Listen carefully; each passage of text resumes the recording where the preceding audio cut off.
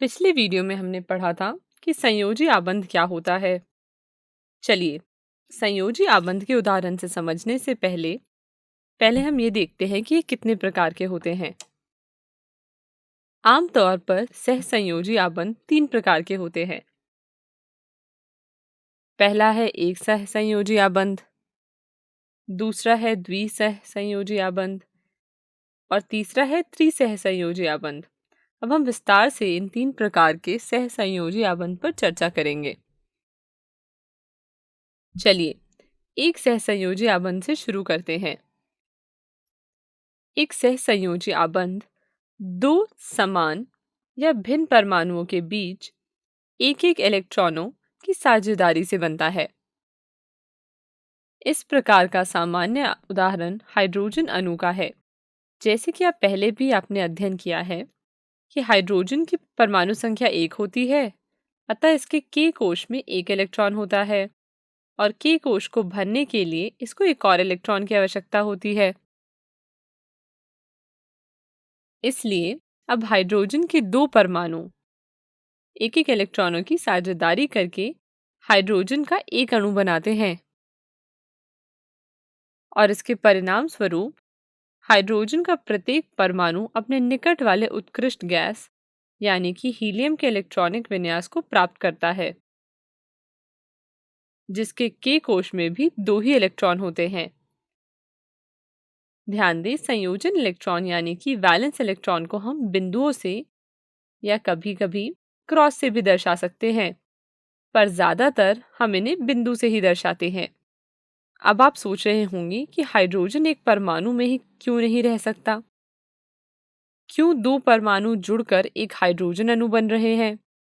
ऐसा इसलिए है क्योंकि हाइड्रोजन परमाणु अत्यधिक सक्रिय है, मतलब हाईली रिएक्टिव है, और इसका इलेक्ट्रॉनिक विन्यास भी उत्कृष्ट गैस की तुलना में अस्थिर है।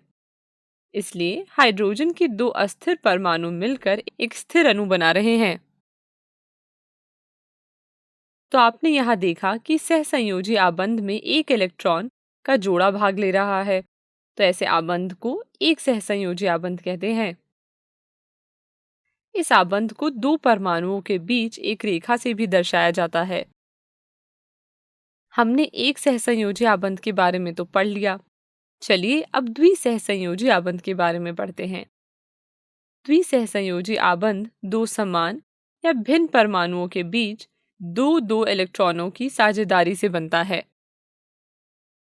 आइए द्विआबंध को समझने के लिए हम ऑक्सीजन के परमाणु को लेते हैं। ऑक्सीजन के दो परमाणुओं के बीच द्विआबंध का बनना दिखाई देता है। ऐसा इसलिए होता है क्योंकि ऑक्सीजन परमाणु के एल कोश में 6 इलेक्ट्रॉन होते हैं। ऐसा क्यों? क्योंकि ऑक्सीजन की परमाणु संख्या 8 होती है। अब ऑक्सीजन को अपने सबसे बाहरी कोश को पूरा भरने के लिए दो और इलेक्ट्रॉन की आवश्यकता होती है। इसलिए अब ऑक्सीजन का परमाणु ऑक्सीजन के ही अन्य परमाणु के साथ दो इलेक्ट्रॉनों की साझेदारी करता है और इस प्रकार ऑक्सीजन के दो परमाणु मिलकर एक अणु बनाते हैं। तो इस प्रकार परमाणुओं में जब दो इलेक्ट्रॉनों के जोड़े की साझेदारी होती है तो द्विसहसंयोजी आबंध बनता है। हमने एक सहसंयोजी आबंध और द्विसहसंयोजी के बारे में पढ़ा। चलिए अब आखिरी त्रिसहसंयोजी आबंध के बारे में पढ़ते हैं। त्रिसहसंयोजी आबंध को समझने के लिए हम नाइट्रोजन परमाणु लेते हैं। जैसे कि नाइट्रोजन की परमाणु संख्या है 7 और इसके एल कोश में है 5 इलेक्ट्रॉन। अब सोचिए कि विन्यास को प्राप्त करने के लिए कितने इलेक्ट्रॉन की आवश्यकता है? जी हाँ, सही सोचा आपने, 3 इलेक्ट्रॉनों की। तो अब नाइट्रोजन के दो परमाणु 3 इलेक्ट्रॉनों की साझेदारी कर नाइट्रोजन का एक अणु बनाएंगे। जैसे कि अब नाइट्रोजन की 3 इलेक्ट्रॉनों के जोड़े की साझेदारी हो रही है, तो इस प्रकार के आबंध को कहते हैं त्रिसहसंयोजी आबंध। तो अभी तक हमने सहसंयोजी आबंध के तीनों प्रकार के बारे में पढ़ा। चलिए अब एक प्रश्न का जवाब दीजिए। प्रश्न कुछ इस प्रकार है। परमाणुओं के बीच दो इलेक्ट्रॉन युग्म की साझेदारी से बनने वाले रासायनिक आबंध का क्या नाम होता है? विकल्प भी आपके सामने है और आपका समय शुरू होता है अब।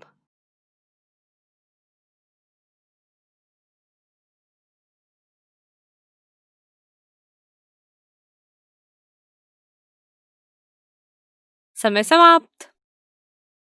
इसका सही जवाब है बी, द्विसंयोजी आबंध। धन्यवाद।